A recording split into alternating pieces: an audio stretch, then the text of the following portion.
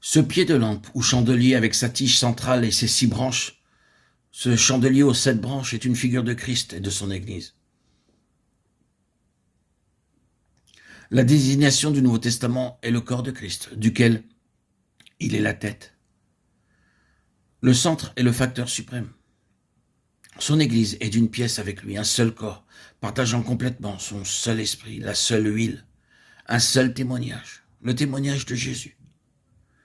Mais cette flamme vivante du chandelier qui devait être maintenue claire de façon continuelle projette sa lumière sur tout le chandelier ou l'instrument lui-même et déclare que le témoignage de Jésus doit être manifesté dans un corps vivant et que le corps lui-même doit être dans la lumière du témoignage, rayonnant de son propre témoignage.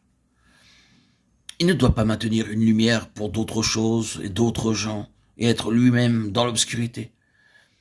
Il ne doit pas proclamer en parole « Jésus vit » et être lui-même mort. C'est la vie même de l'Église qui est le témoignage. Savoir qu'elle n'est pas seulement trouvée présentant la vérité au monde, mais qu'elle est au bénéfice de cette vérité même. Qu'elle ne déclare pas seulement « Jésus a vaincu la mort et il vit », mais déclare aussi « Je suis au bénéfice de cela.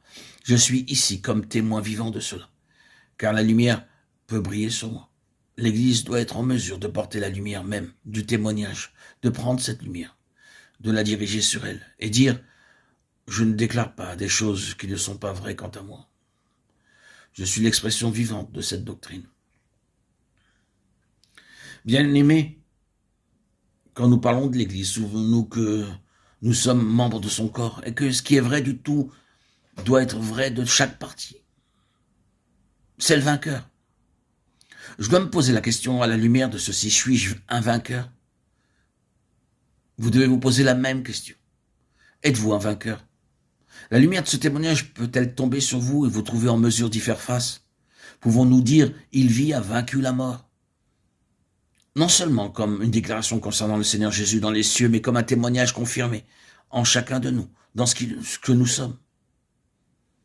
Est-ce que chacun de nous peut dire « La puissance de cette vie de résurrection est à l'œuvre en moi » ? Je connais la puissance de sa vie de résurrection. Dieu m'a-t-il fait connaître cela en expérience et dans ses profondeurs?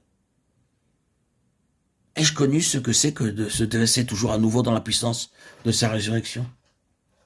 Est-ce que je connais ce que c'est que vaincre les assauts de la mort par la vie du Seigneur ressuscité en moi? Pouvons-nous déclarer cela? C'est cela, être vainqueur.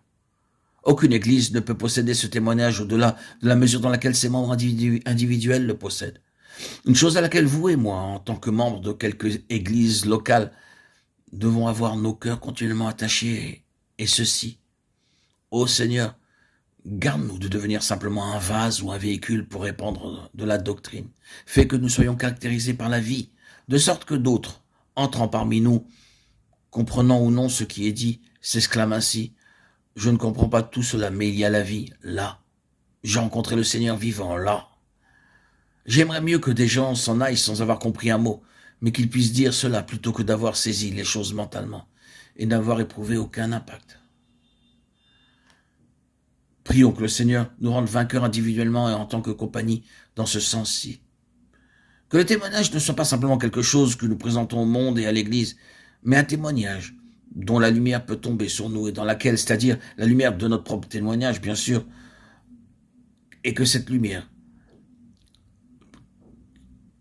puisse faire que nous puissions nous tenir sans honte. Cette lumière tomber sur la table des pains de proposition et manifester le témoignage de Jésus quant à une humanité vivante, un homme selon le cœur de Dieu, qui est notre subsistance, notre vie, notre soutien et notre nourriture. Nous vivons parce qu'il vit. C'est là la signification des pains de proposition. Nous vivons parce qu'il vit. Ainsi, la lumière tombe sur les pains de proposition et rend témoignage de Christ, notre vie. Puis l'autel des parfums rend témoignage au fait que nous avons un libre accès auprès de Dieu, au ciel ouvert, communion avec Dieu dans le Christ, ressuscité et vivant. C'est cela le témoignage de Jésus. Il n'y a rien qui soit à cet égard simplement doctrinal. Vivre parce qu'il vit, vivre de lui et avoir par lui de façon vivante un libre accès auprès du Père. Voilà le témoignage de Jésus. Et cela a besoin d'être recouvré dans une plus grande ampleur au sein du peuple du Seigneur. Priez à ce sujet et à l'égard de votre propre participation, cela, afin que la vie par laquelle Jésus a vaincu la mort soit une réalité en vous et par votre intermédiaire.